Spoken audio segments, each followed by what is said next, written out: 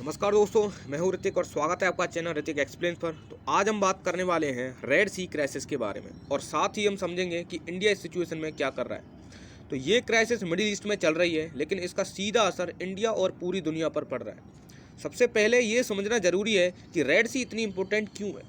तो दोस्तों, दुनिया के टोटल ट्रेड का लगभग 12 से 15% इसी रूट से गुजरता है और ग्लोबल कंटेनर ट्रेड का करीब 30% हिस्सा भी रेड सी के थ्रू होता है।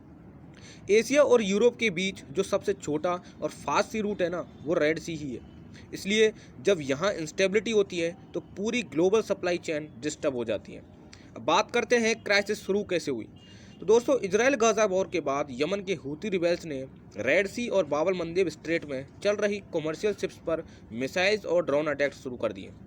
उनका कहना था कि वो इजराइल और वेस्टर्न कंट्री से जुड़ी शिप्स को टारगेट कर रहे हैं। इसके बाद रेड सी एक हाई रिस्क जोन बन गया। जैसे ही अटैक्स बढ़े, बड़ी इंटरनेशनल शिपिंग कंपनीज ने रेड सी का यूज़ कम कर दिया। शिप्स को अफ्रीका के केप ऑफ गुड होप के पास से घूमकर भेजा जाने लगा। इससे जर्नी 10 से 15 दिन तक लंबी हो गई। इससे फ्यूल ज़्यादा लगा और शिपिंग कॉस्ट काफ़ी बढ़ गई। आखिर में इसका बोझ प्रोडक्ट्स के प्राइसेस पर आने लगा। इस क्राइसिस का इंडिया पर भी डायरेक्ट असर पड़ा। इंडिया अपना काफ़ी क्रूड ऑयल मिडिल ईस्ट से इंपोर्ट करता है। जब शिपिंग रिस्की होती है तो ऑयल प्राइसेस बढ़ने का खतरा होता है।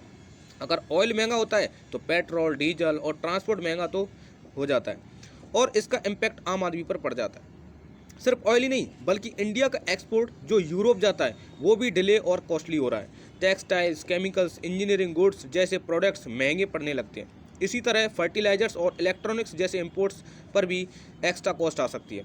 अब यहाँ सबसे इम्पोर्टेंट सवाल आता है कि इंडिया ने इसके लिए क्या किया है। तो इंडिया ने इस सिचुएशन को लाइटली नहीं लिया। इंडियन गवर्नमेंट ने ऑपरेशन संकल्प के थ्रू अपनी नेवी को एक्टिव रोल में डिप्लॉय किया। ऑपरेशन संकल्प के अंडर इंडियन नेवी के warships red sea, gulf of Aden और अरेबियन सी के एरिया में तैनात किए गए। इंडियन नेवी का काम है इंडियन मर्चेंट शिप्स को सिक्योरिटी देना, उन्हें एस्कॉर्ट करना और किसी भी इमरजेंसी सिचुएशन में तुरंत हेल्प पहुंचाना। कई बार इंडियन नेवी ने डिस्ट्रेस कॉल का रेस्पॉन्स दिया और शिप्स को सेफली निकाला है। इंडिया ने यहाँ सिर्फ मिलिट्री अप्रोच ही नहीं रखी, बल्कि डिप्लोमेटिक अप्रोच भी यूज़ किया है। इंडिया ने क्लियर कहा कि वो फ्रीडम ऑफ नेविगेशन के सपोर्ट में है, मतलब समुद्री रास्तों पर सभी देशों का सेफली ट्रेड करने का हक मिलना चाहिए। साथ ही इंडिया ने किसी एक कंट्री के कैंप में जाने के बजाय बैलेंस स्टांस रखा ताकि अपने नेशनल इंटरेस्ट प्रोटेक्ट किए जा सकें।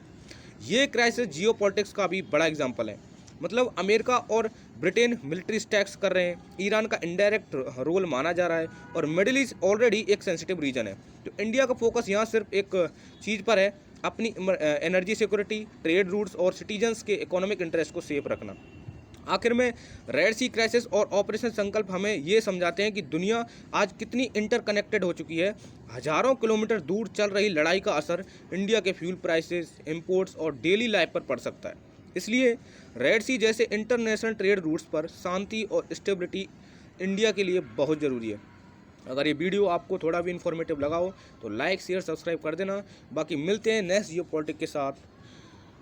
जय हिंद।